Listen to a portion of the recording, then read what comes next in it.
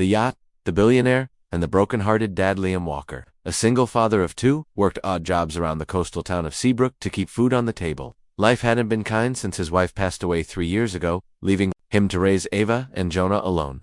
One evening, after a storm, while walking home from a fishing gig, he spotted a massive, abandoned yacht moored at the edge of the old marina. It looked forgotten barnacles on the hull, torn sails, and cracked wood. Liam, once a boat mechanic before life threw him off course, saw potential. Maybe I could fix it up, sell it, or live in it with the kids, he mumbled, brushing his hand along the chipped nameplate, Elysian Wind. For weeks, Liam worked tirelessly on the yacht. He patched the hull, restored the interior, and taught Ava and Jonah how to help. They sanded, scrubbed, and laughed together. The yacht became their project, their hope. Locals told him he was wasting time, that thing's owned by some rich ghost who will never come back. But Liam kept going. One sunset, the yacht shined like new. The wood gleamed, the sails billowed, and the name Elysian Wind looked proud again. Then one morning, a black car pulled up to the marina. Out stepped a woman in designer boots, sharp sunglasses, and an expression unreadable. Her name was Isabella Ray Laurent, tech billionaire and heir to a global empire.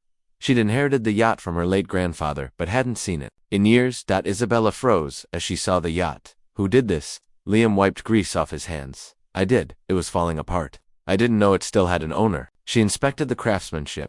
Then she saw the kids waving from the deck. You did this? With your children? Liam nodded. We had to.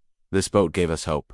Over the next few days, Isabella returned. She learned more about Liam, the way he loved his kids, the way he put pride into every nail, and how he never asked for a dime. And he learned that Isabella, despite her empire, was lonely. Her fortune couldn't fix that. One evening, watching the stars from the deck they'd rebuilt, Isabella turned to him and asked softly, "Would you consider marrying me?" Liam blinked. Is this some kind of offer?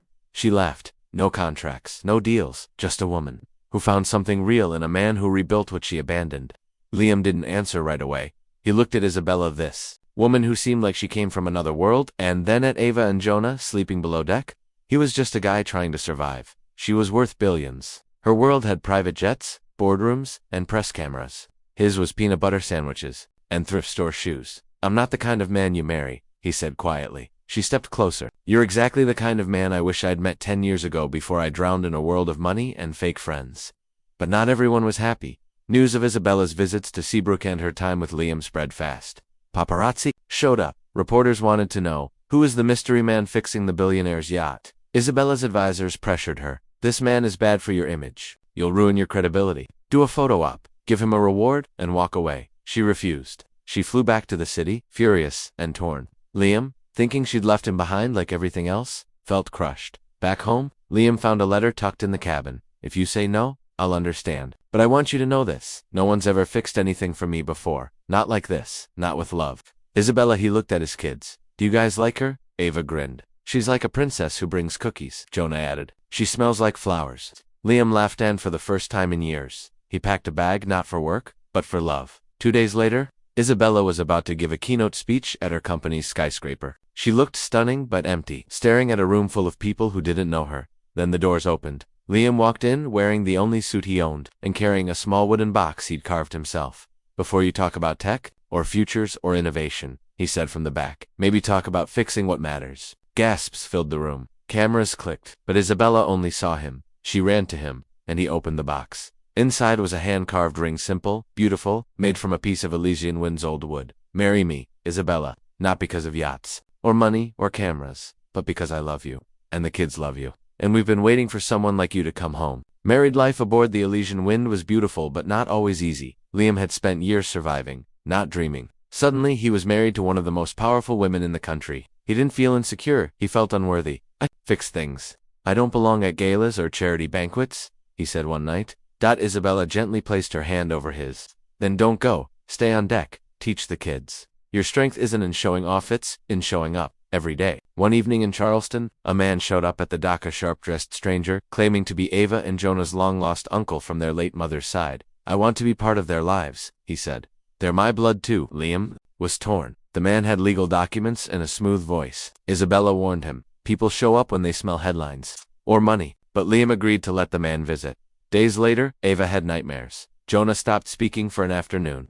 Isabella found the man in town bragging about connections to the billionaire yacht lady. Liam threw him off the boat that night, filed a restraining order in the morning. Months later, while sailing up the East Coast with school children aboard for summer programs, a storm hit. Winds howled. Waves slammed the yacht. A support boat got separated. Chaos erupted. Liam took the wheel. Isabella got the children into safety gear. For 2 hours, they worked like one body, one soul, him steering, her comforting, the kids praying. After the storm passed, one girl came to Isabella in tears. "You two are like superheroes." Isabella knelt and smiled. "No, just a dad who refused to give up, and a woman who learned what love really means." Back in New York, Isabella was offered the CEO position of her family's global tech empire. The board demanded she move back, full-time, leave the yacht, the coast. The hands-on work. She called a family meeting. "Ava, Jonah, this is huge," she said, "but it means I'd be away a lot. No more sailing school. No more bedtime stories on deck." Liam looked at her not as a husband, but as her best friend. "What do you want?" She looked at the kids, then at the water. "I want to choose us." She declined the role. Instead, she created a foundation run by women and single parents from coastal communities, hiring people like Liam to lead it. Together, they funded sailing camps, tech education, and family restoration programs all across the country. Years later, the Elysian Wind docked in a small island port. Liam, with graying hair and calloused hands, helped a new group of kids onto the boat. Isabella sat nearby with Jonan, now a teenager debugging code. Ava, now a confident young girl with wind in her hair, captained the ship under her father's watchful eye. They weren't just a family. They were proof that love rebuilds what life breaks, that broken men can be anchors, that women with empires can find home in humble hearts, and that sometimes, fixing a forgotten yacht can lead you to the life you never knew you needed.